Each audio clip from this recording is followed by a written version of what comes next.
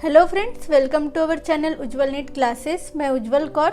आज की इस वीडियो में हमने जो 8th मॉक टेस्ट देखी थी रागों के ऊपर आधारित, ये हमारी रागों के ऊपर दूसरी मॉक टेस्ट थी। इसके पहले भी एक हमने देखी है क्योंकि ये बहुत ही इम्पोर्टेंट टॉपिक है हमारे सब्जेक्ट का।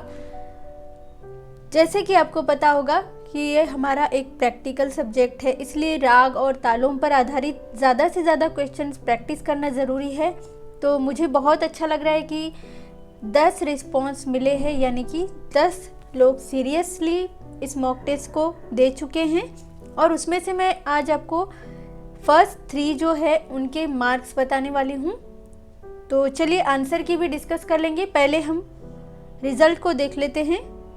फ्रेंड्स, इन गूगल फॉर्म्स की एक खास बात होती है कि इसमें कौन कौन इसे दे रहा है ये टाइम और डेट के साथ में पता चल जाता है और कौन कौन से आंसर्स लगाए हैं, इसलिए मैंने इस तरह से इस मॉक टेस्ट को क्रिएट किया है।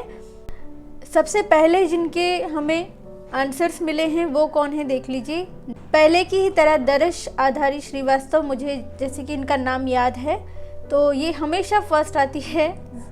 बहुत सारे मॉक टेस्ट में इन्होंने अच्छा स्कोर किया है, पहले 3 रैंक में तो होती ही हैं ये, तो उनको कॉन्ग्रेचुलेशंस। और बाकी भी जो लर्नर्स हैं, तो देखिए इनका सबसे पहले मुझे मिला था रिस्पॉन्स। और अरुण कांति, जैसे कि इनका नाम मुझे दिखाई दे रहा है, आई होप मैं ये अच्छे से प्रोनाउंस कर रही हूँ, अगर गलत हो रहा हो तो माफ़ कीजिएगा।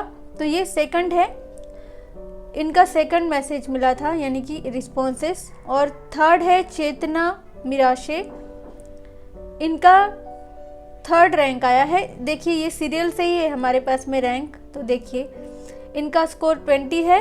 और ये जो 2nd रैंक वाली हमारी लर्नर है अरुण कांति, इनका भी वैसे सेम ही स्कोर है, क्योंकि मारू बिहाग जो है इस क्वेश्चन में सभी ने, मुझे लगता है कि इस क्वेश्चन में मारू बिहाग को आपने टिक किया है, जो मैं आगे डिस्कस करूंगी।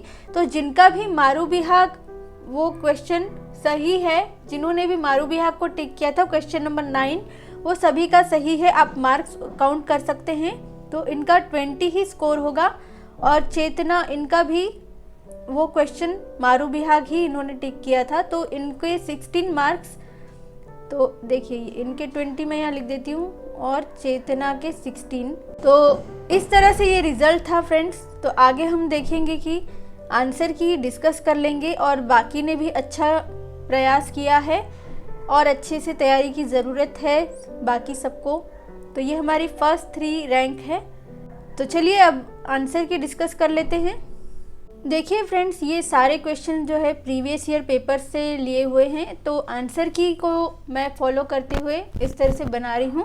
पर आप अपने डाउट्स मुझे बता सकते हैं कि कभी कभी होता है कि आंसर की में भी हमें लगता है कि आंसर सही नहीं दिया है, तो हम कुछ नहीं कर सकते, पर हमारा जो ओपिनियन है हम सामने रख सकते हैं। उसी तरह से हमारी जो लर्नर है अरुण कांति, उन्होंने भी बताया है क्वेश्चन के बारे में। तो चलिए पहले देख लेते हैं। देवगिरी बिलावल का थाट यहाँ पूछा गया है फर्स्ट क्वेश्चन, तो इसका थाट बिलावल है। सेकंड क्वेश्चन था किस राग में दोनों रेगा ध्वनि लगाए जाते हैं, तो बसंत बहार इस राग में लगते हैं। और बहार में जो है, बहार इस राग में ग नी कोमल और ग कोमल और दोनों निषादों का प्रयोग होता है।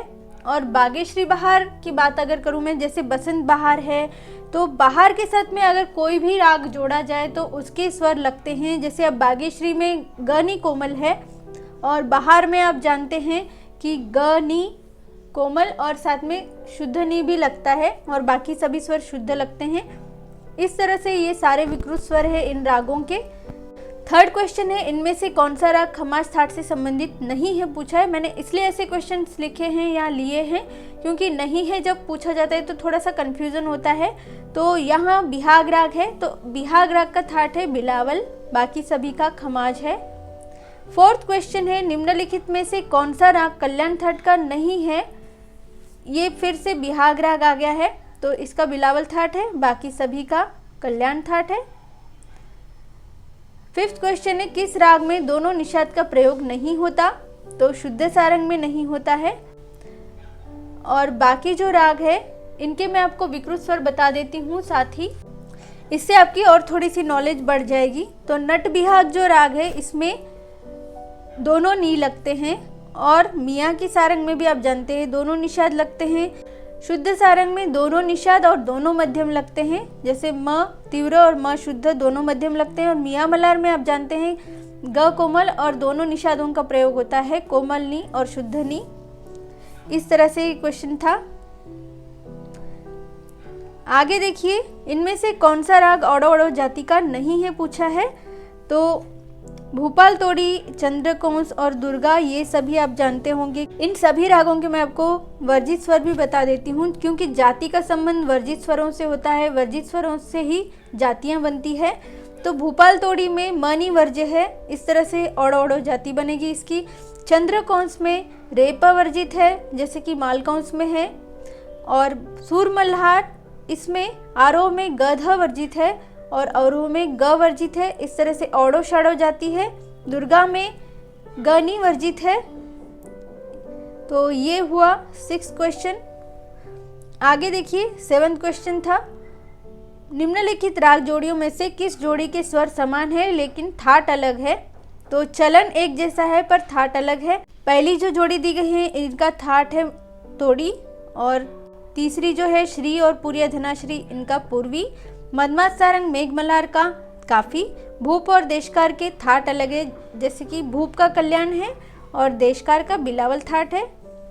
तो चलिए आगे देखते हैं नेक्स्ट क्वेश्चन। हमारा 8th क्वेश्चन है, निम्नलिखित थाट राग जोड़ी में से कौन सी जोड़ी सही नहीं है।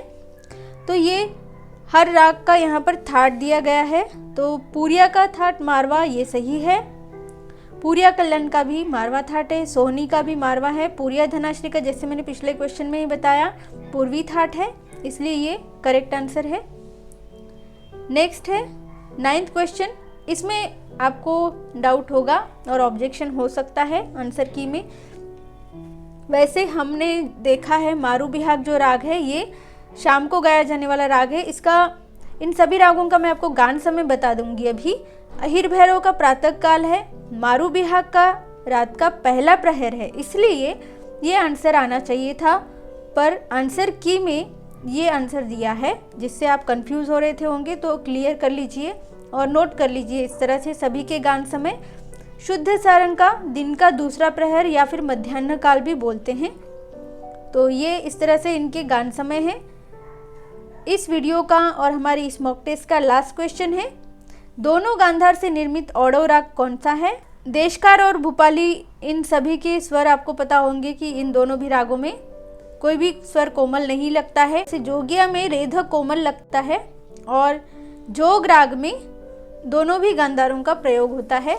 इस तरह से ये विकृत स्वर है। आई होप फ्रेंड्स आपको ये मॉक टेस्ट पसंद आई होगी और हेल्पफुल लगी होगी। इसी तरह से मैं कोशिश करूंगी कि और भी मॉक टेस्ट आपको प्रोवाइड करके आपका रिवीजन करवाऊं और आपकी तैयारी आप जांच सके। जिन्होंने भी अभी तक इस मॉक टेस्ट को नहीं दिया है जल्द से जल्द दे दीजिए। मैं लिंक आपको इस गूगल फॉर्म की डिस्क्रिप्शन बॉक्स में दे दूंगी। तो फ्रेंड्स यही था हमारा आंसर की का एक्सप्लेनेशन। आई होप आपको समझ में आया होगा अच्छे से और आपने आपके आंसर्स भी चेक कर लिए होंगे और जो 9th क्वेश्चन में डाउट था वो भी क्लियर हो गया होगा। जिनका भी आंसर मारू बिहाग रहेगा वो अपने मार्क्स बढ़ाकर ले सकते हैं 2 मार्क्स। इस वीडियो के लिए इतना ही। Thanks for watching.